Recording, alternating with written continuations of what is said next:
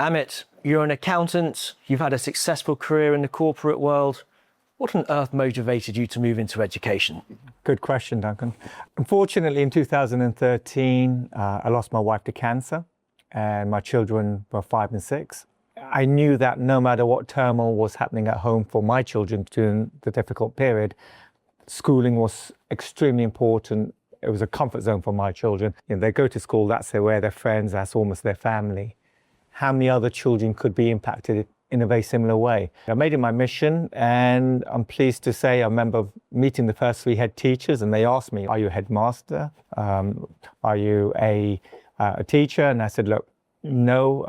So how much education experience do you have? I said, well, if going to school counts as experience, and I've got a few years, but I do have the commercial knowledge, and I'm sure together we will make these successful. And that was kind of the birth of Inspired Learning Group. So it's a values-driven, ethical, inspired group. Looking ahead now, you're the largest schools group in the UK. We know, and I know from the work that I undertake, that the sector is fragmenting, reshaping, reconsolidating. What sort of message can you give to the wider community around the role that ILG has to play as the UK's largest schools group, and what are your ambitions, in a few words, over the next few weeks and months? For ILG, we've never shut a setting. Yes, we've repurposed from early years to prep. Yes, I get approached by many schools, but the schools that join the ILG family are ones we truly believe that we can go and celebrate many more milestones. We truly believe that we're there for the children.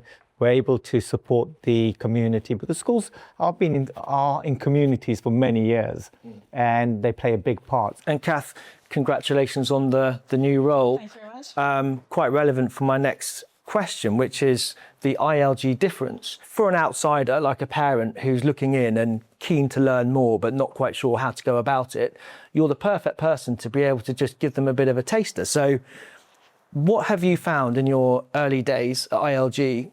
What does that ILG difference look like for you as somebody that's just joined the group? Well, I feel very privileged to be in the role as the head of prep education across the group, which affords me the opportunity as a former head myself to be very much involved in the schools and going throughout all of the schools to get to know the heads, the leadership team, the staff, the children, and more broadly the parents. But I think the ILG way, it's about the individuality for each of those settings. Those settings know those children the best, and they really do bring out the best in those children. And it's about celebrating the differences amongst the settings, but also having the opportunity to share that best practice across the group as well, between those heads, when the heads come together, and the other members of the staff and the teaching team. So I think it's the best of both worlds. You're protecting the individuality. The staff are bringing out the best in their children, but they're also growing and learning from each other across the group as well. And Amit, we've talked already around ILG being the largest schools group in the UK. How have you managed to keep that sort of authenticity from an early start with the values? What else has stayed constant, and what will stay constant as the group continues to scale? There's no defined number we're trying to get to, and I think that's ultimately the important thing, that whilst schools approach us, unless the values, the ethos fit in with the ILG way, that's extremely important, because family values, and it doesn't matter about the size of the school. It could be a small school to a very large school. So the alignment of values and ensuring that we're all here, it's all about the children. Evolutionary, we don't want to just make a better version, a slightly better. We've got to be thinking outside the box. Yeah. And I think we're going to be challenged over, especially with technology, the speed of technology, of ensuring that our children are stretched and challenged. And it's okay to fail, but fail in a comfortable environment. That means that you've actually pushed the boundaries. Mm-hmm. And so how do we adopt that mindset attached to resilience? One thing I learned through my own journey with the children is resilience. Yeah. And that's, when situations, not everything's linear. And when situations happen, we have a big responsibility at ILG to ensure our children have that toolkit to deal with situations which are not expected. So Justin, on that note, would it be fair to say that we want ILG children to be values driven, to have all of those core life skills that are make them future ready. Because ultimately, with the advent of AI and with the likelihood that there's going to be automation replacing human jobs, education now has a role to prepare children to be able to manipulate, control that technology. Yeah. But if you lose sight of the humanity and the personal values, then I think you do that at your peril. Does that sound about right? Yeah, absolutely. We want our children to be ambitious. I think if you look at us as a board, maybe Amit's journey's been very entrepreneurial. We want our children to be entrepreneurial too, and that is a common theme that runs through our settings. That leadership, that ability to think in different ways and to celebrate thinking in different ways. But categorically, yes, we have to, as a group, make sure that we look after the individual aspirations of every child and make sure that they understand that human is the most important thing that they can be. Kindness, humility, loyalty, integrity, all of these embody what we do, and what we do at head office, what we do in every one of our settings every single day. That's what really should be imparted to our children. Risk taking, I think, is an undervalued quality. And I don't mean that in a cavalier way, but I mean an individual having the ability and the propensity to weigh up a benefit risk analysis. And I think that is something that is very light in school curriculum, but in real life, we have to make those kind of decisions every single day, whether it's from crossing the road at a busy time to something worth many millions of pounds like you, Amit, and Justin, when you're looking and scrutinising a school and whether it's the right fit and what that might look like in the wider context of your group. Do your heads feel as though they've got that devolved accountability and responsibility supported by that head office team? Is that the vision? That's the goal, that's the ambition we want for each one of our head teachers, to feel that they have that level of autonomy, that they are in control of those decisions about their setting because they know best in that respect. But at the same time, they are supported, they are guided, and it's underpinned by the ILG values and the ILG, if you like, ambitions as well. We do a great deal of career professional development for all of our staff.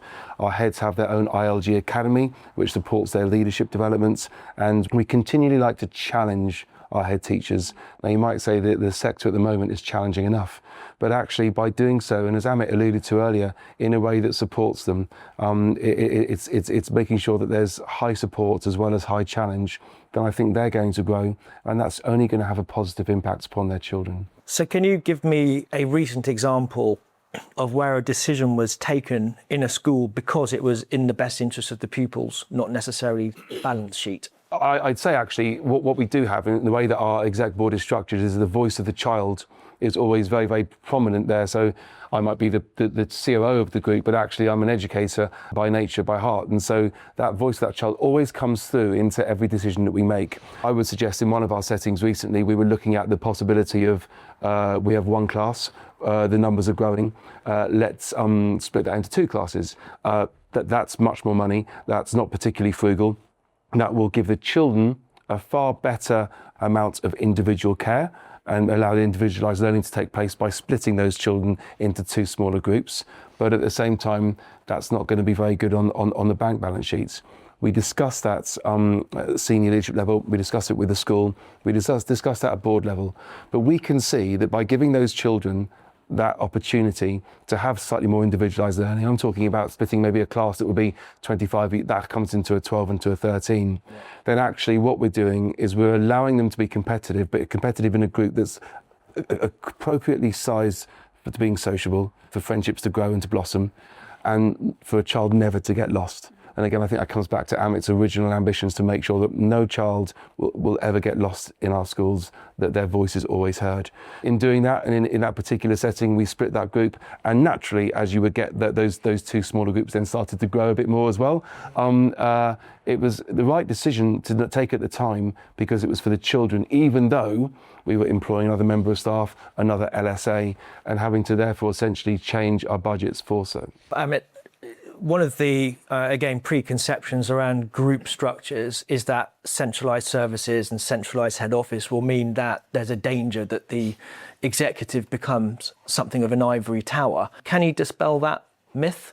Absolutely. I mean, we don't believe in hierarchies we're a team. We've got a super passionate team, super blessed of having that team around us, and everyone cares. And with the amount of experience, the team can spend as much time in each of the settings to ensure you provide the right support. What are the benefits? What are the economies of scale? What are the other passive benefits that you would want to equally articulate to people, not just in your organisation, but that would want to be in your organisation? I would say there's no ILG way of, we want to ensure that every school has its own identity, values and ethos. They've existed there for centuries, and we're not trying to come in and kind of white label it and say it's an ILG school in the sense that every school has its own individuality, and that's extremely important. I would suggest as well that centralising those operations actually frees up time at the school for the leaders to lead on the really important part of the education and bringing out developing teaching and learning practices and supporting staff to bring out the best in the children as well, and not have to worry so much about some of those operational functions as a head teacher, because they have been centralised and supported from the central team. If I could add to that, is we don't run the schools. The senior leadership team, the head teacher runs the school. What we are a support infrastructure. That's extremely important. So very early on, when a school joins the ILG family, we do carry out parent surveys, staff surveys, older people surveys, and that feedback helps us articulate and work with the senior leadership team of getting a strategy. So everyone's aligned, everyone knows which direction we're going together with. And yes, for a standalone school, they have to do all the functions. Being part of a group allows them to focus on educational excellence and allows us, our infrastructure behind, like whether our chief marketing officer or HR director, to help support their functions, to their back office functions. So it really does bring more effort to enhancing the pupil journey. And Amit, we know that there are rapidly moving parts to the independent sector in this country. How is ILG able to move in a different direction of growth? We are well capitalized. We own all our properties predominantly, but we're not highly leveraged. So it's not reckless. It's a very structured growth path, investing the whole infrastructure for growth, and that will continue. And I guess having been in the sector now for a number of years, yes, we've made some mistakes very early on, but we've also learnt, and we're really able to help accelerate a school's development plan. One of the things that we touched upon earlier was around the group benefits. Whether it's a charitable group or a commercial group doesn't really matter. But the point is that with numbers comes strength, bargaining power, negotiating power. What does the balance look like from your perspective around schools being able to leverage that strength in terms of their buying power for procurement contracts, for example, set against the need to balance a rational pace of change for schools that join into the ILG family? I think maybe if I start that off, I mean, certainly that pace of change has to be really, really carefully managed, and each setting is different. So we don't come in with a particular framework to say we are going to do X, Y, and Z. What we do is we analyse, we evaluate, we listen and we learn about the settings, and then we see what synergies there are between particularly some of the function parts of the group. So we give it as marketing, for an example. If a setting is joining ILG, they will have a marketing function.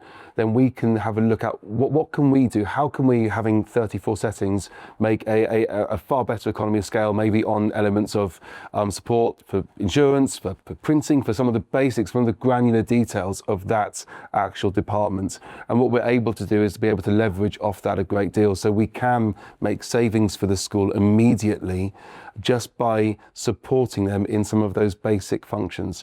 And I think it's important to sort of understand that, though, we do that at the right pace and at the right time to ensure that savings need to be made, and they need to be made quickly on many occasions, but not in any way have a particularly negative impacts upon anything that goes on within the school setting. I can probably add to that, if I may. It's obvious, if you have 34 settings, our negotiation, our power of negotiating, like simple example, just as Justin mentioned, just insurance, we're able to achieve a 20 to 30% saving because of the scale. Yeah. It's the same insurance company, Yeah. it's the same provision, but the group benefits come into play. Even on our recruitment, we have our own talent acquisition team. They do recruitment for all the schools. So you're not paying a commission to the agents. That's all in-house. Yeah, and that's what you can talk about compliance. You can talk about, as we said, marketing. We've trialed and tested what works, whether it's for online marketing, for offline marketing, and our learnings. We're able to share those learnings to fast track success, as opposed to keep on trialing and saying, okay, well, that doesn't work. So, that sharing of best practices and sharing of knowledge is where the benefits of a group come into play. And I think with new schools coming on board as well, that might have their own functions for a lot of these areas, there's learnings there too. What's working in their schools that we can take back to apply across the other schools in our group as well. So it's a two-way. It's a two-way support. Behind the scenes, I don't know, let's just take an example of a school where they were outsourcing all of their transportation. But the transportation company had no logos of the school. And there was about 15 routes going out everywhere. What we did is we acquired a fleet of minibuses with branding. And all of a sudden, the community started seeing that school. Yeah. Yet it was the same route that was taking place. So things such as that can have a big impact. That would certainly be a big visible impact, wouldn't it? Indeed, indeed. In terms of the ILG mechanics then, if a decision needs to be taken, how quickly can it be taken?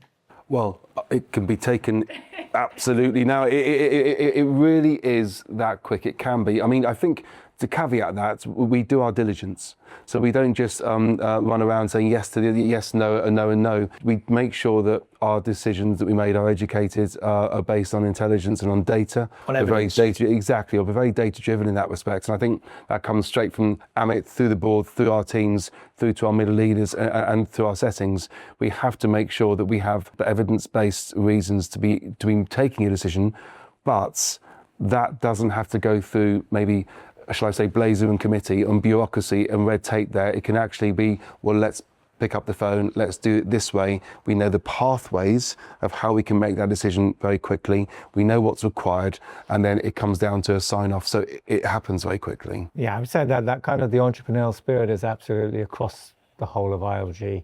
Would you say that there is a real distinct advantage in terms of leadership and coaching and mentorship and taking the best ideas and best practice? Does it work, or will it work that simply and cleanly simply because you're not in direct competition? Absolutely. I think there is that safety in the room. It's almost like Chatham House rules in some respect. We're all working for the same organisation. We're all under the same umbrella. And even if the two schools were geographically relatively close, there is a real sense of belonging and support across the group because we're all in it together. And there is the sharing of best practice.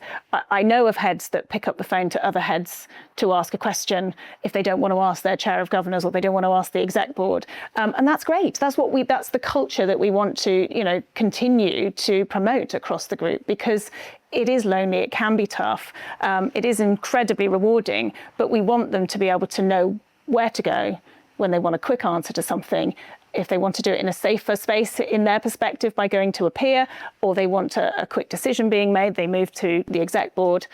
That's there for them. They've got different avenues in which to be able to be supported. And Justin, if you had to kind of condense what you think head teachers at ILG would describe around their experience of being a part of ILG, how do you think they might represent their experience? That's a tough question, Duncan. Thank you for that. Thank you for that one. I would say, I would like to think, certainly, and as Amit says, I mean, we're on the phone to the head teachers a great deal, and it's not because I'd like to think because things are going wrong, but because there's sharing of understanding. We go through very rigorous process and robust systems to ensure that we're selecting what we feel is the best leaders for our settings. How would they describe it? I would like to think they would think it's supportive. I think they would say certainly there's a great deal of integrity in the work that we do. I would also say, and I feel, be honest, there's going to be frustrations.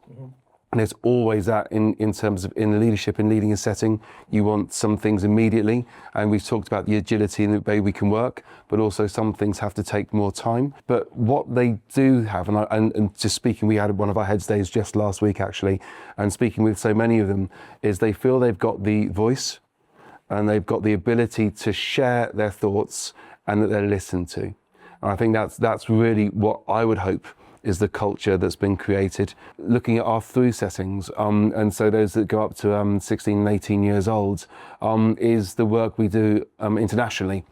So yes, we are the largest schools group UK, but it doesn't mean to say that we don't look to support students coming in as well from overseas. So we have our own international arm of head office, which supports very much children being able to come in from, we would tend to say sort of age of 12, 13, 14 to spend sometimes a term, sometimes a year, sometimes their schooling with us.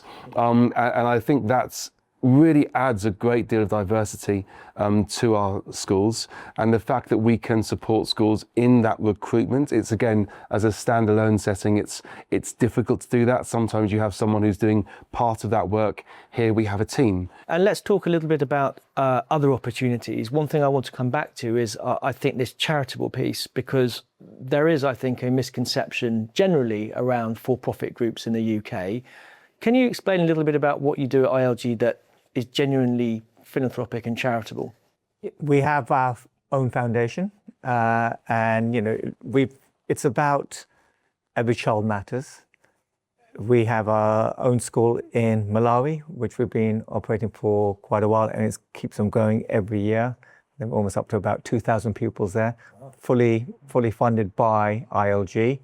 We're just launching another school in India. Grounds has been broken, and that's going to be launching in the next 6. That's on the eastern side, and so for us, it's about continue giving back.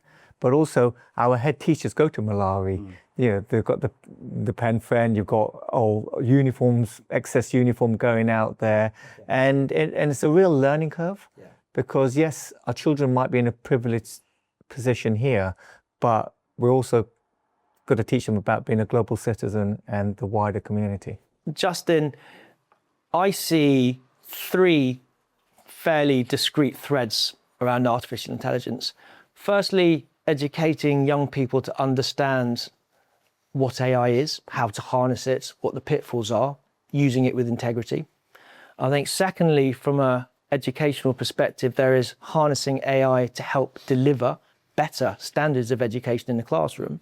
And I think thirdly, there is use of AI to help operationally and with efficiencies and streamlining. Tell me about what ILG does in those 3 respects. So firstly, completely agree in terms of we have to make sure that we educate our children to use it responsibly. And to do that, we have to model it ourselves. And so we have to be able to have those skills ourselves. And so that's something as a group that we're doing in upskilling our leaders, in upskilling our teachers in being able to use AI confidently. We currently have, as an example, one of our advisory board members is leading a project at the moment in one of our settings and has just created an AI bot to be able to support children who have English as an additional language. So we want to be able to harness it. We also want to pioneer in areas too. We want to be able to demonstrate to the children that they shouldn't just be accepting that AI is there, but actually question and be curious and how can they use that. And I think that's something that we are doing, and again going back to the synergies we have, that we will always have. You'll always have some who are far more confident in using it than others. So actually, by getting those leaders together, by getting those teachers together and actually sharing that practice, that's really how we're disseminating the information. We have a very clear understanding and strategy of what we want to achieve from an exec board level. And it's making sure that we do that in the right way and we do that responsibly with AI. I think that's the critical elements. I mean, for me, we have an innovation team. And for us, it's very much about how we're changing education going forward. With AI, it's going to accelerate moving away from standardization to more bespoke education to ensure that it's almost a tailored individual education plan. Yeah. Because children will learn in very, very different ways. With my son, if I talk in basketball terms, he'll grasp it a lot easier. So understanding what mode and what's the best form of a child's journey of how they learn. It's not about learning at school. We want them to leave school and carry on learning, enjoy learning for the rest of their life. And that's what it's about. What does the future of ILG hold in the months and years ahead? Kath? Well, it's got to be children first. It's got to be right there, front and centre, putting the child at the heart of everything that we do. No invisible children. Every child being nurtured and encouraged to be their very best and to be developed in a way that is going to provide them with a toolkit that's going to help them sustain through the rest of their educational experience, but more importantly as well, on into life to be the best adults and citizens they can be. Justin? I suppose I would say this focuses around the potential of the group. And actually, when we look at the potential of the group and the ambitions of the group, we're looking at the people. And so we're looking at the teams. And I would say, for me, it's to make sure that we can get the best out of our teams of educators, our teams of leaders, our teams of non-teaching staff, head office, everyone who's involved in the Inspired Learning Group, to make sure that they have a focus, they have their vision, and they can understand they're part of a family that's going somewhere really exciting, and it's going somewhere with the right values. And so that's, I think, where I'll be working for the next few years will be very much on the efficiencies of those teams, how we can get people to be the best and get the best out of them. Amit? We're in a very exciting part of our journey, and whilst others may give up and you see schools shutting, we go in and instill belief. That's what we do.